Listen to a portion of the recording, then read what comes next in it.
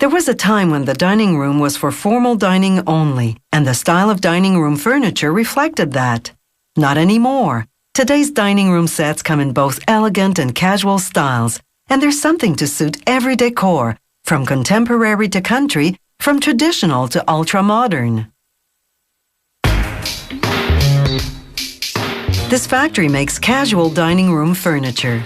It uses only durable hardwoods, such as birch and beech. It buys the parts pre-made from a supplier. The workers here assemble the pieces and finish the furniture to the customer's specifications. We're going to see how they make tables. The parts arrive already sanded, but they still go through a machine that gives them an additional fine sanding. This prepares the wood for staining. Workers sand the solid wood parts for the apron by hand. The apron will go just under the tabletop.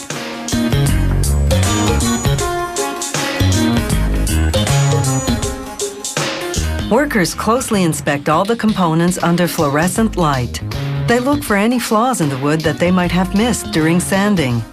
It's critical that every imperfection be sanded down, otherwise it'll show up as a glaring defect once they stain the wood. After all the parts pass inspection, assembly can begin. First, they remove the tabletop's extension piece, called the leaf. They make sure the two main sections fit together perfectly. Then, using a template to ensure the exact positioning, they screw on the runners, the sliding mechanism for extending the table.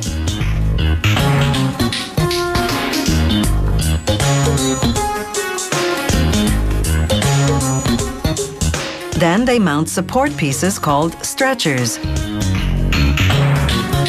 After marking the position of the apron, workers screw in steel braces to level and align the three sections of the table.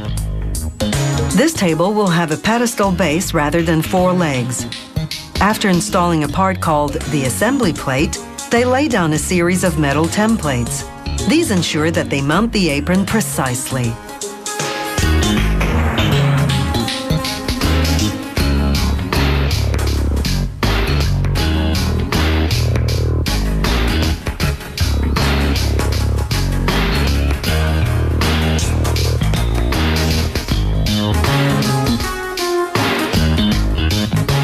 Now that they've finished assembling the tabletop, they check its stability and test the mechanics.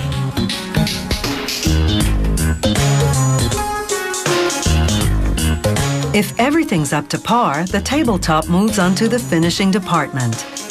The factory buys wood stain from a supplier. To ensure that the colors are consistent from table to table, the factory tests the stain before using it, comparing it to a color sample.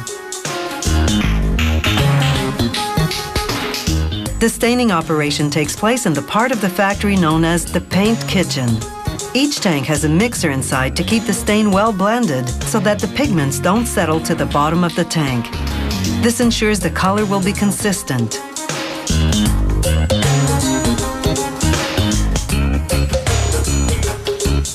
There's a separate spray gun for each stain color.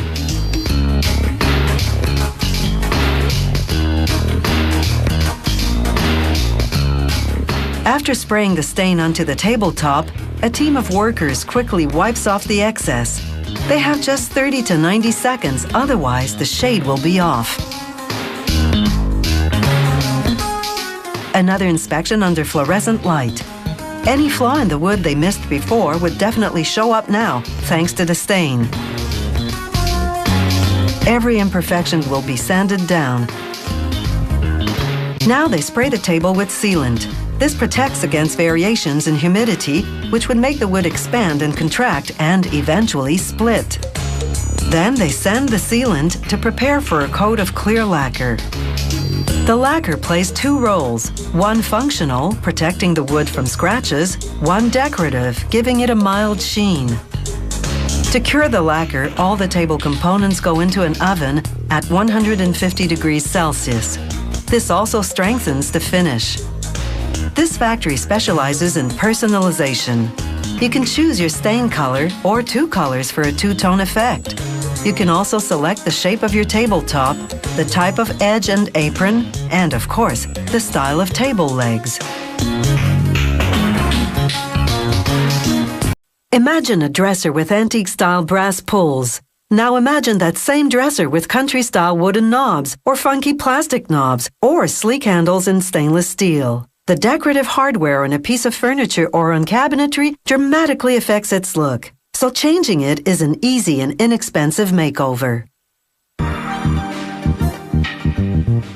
How would we get a grip on things without knobs and handles? But they're more than something that can open doors for you. The many styles add to the appeal of our furniture. To make a handle, an electrical hoist drops big chunks of zinc into a melting furnace. At 427 degrees Celsius, metal quickly turns into liquid. It's so hot you'd lose a finger if you touched it. Automated arms move an iron pot full of the liquid to a railroad car which takes it to the next stage. Here they pour the liquid metal into another furnace that's just as hot. This is called a machine furnace. A hydraulically driven cylinder pushes the liquid metal through a system of nozzles and pipes that run through the furnace. It carries the liquid metal to a die. The die shapes the handles cookie cutter style. Water flushes through the die. This cools down the zinc and it hardens into a handle shape with a lot of extra molding that they're going to have to get rid of. So now that they've cooled, it's safe to touch them and remove some of that waste. A worker snaps some of it off and tosses it in a bin for recycling later. And the handle shapes go into a separate bin. But there are still some little bits of waste on the handles called overflows. So a mechanically driven spinner tosses the handles around and knocks off any overflows that have been missed. It's a lot faster than picking off those little pieces by hand.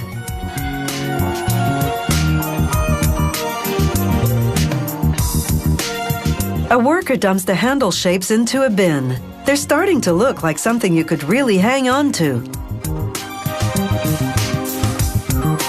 A similar die casting system is used to make knobs, but the knobs come in two interlocking pieces. They place them on a turntable and fit them together. Then a 4-ton hydraulic press presses down on the knob, and that pressure seals them. They pour a mixture of water and oil on the knobs to cool and lubricate them, while an automated machine drives a screw into the back of the knob. This makes a thread pattern inside of it, so it can be easily screwed onto furniture later. Now they plunge the handles into a chemical bath. The chemicals help to conduct electricity. This process is called electroplating. The handles are negatively charged. The brass particles in the water are positively charged. They attract and connect, and this causes the brass plating to form. They dip the handles into the chemical wash twice and then rinse twice.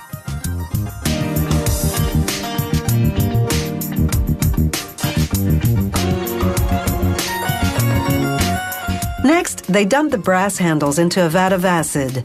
This oxidizes it, blackening the finish to make it look antiqued. This brass pull has aged 100 years in just a few minutes. Next, they funnel the handles into a big round polisher. It's called a bowl vibrator. The handles are mixed in with steel ball bearings. The machine vibrates and the friction from the ball bearings polishes the handles. Now those antiqued brass handles have a shinier finish. Sometimes they use ceramic pellets in the polisher instead of ball bearings. They spray soap and water into the bowl to lubricate the handles and allow them to move freely. This gentler friction results in a different finish. The polish on the handles will be brighter. Now they put a handle into a clamp. With air pressure, it puts the squeeze on the handle so that it hooks into a back plate. When the pressure is released, the fit is snug. A front and back plate gives a handle a more elaborate look. They buff up a knob with a cloth polishing wheel that's mechanically driven. This process gives knobs and handles a certain gleam. It's the finishing touch. So now you have a handle on how furniture hardware is made.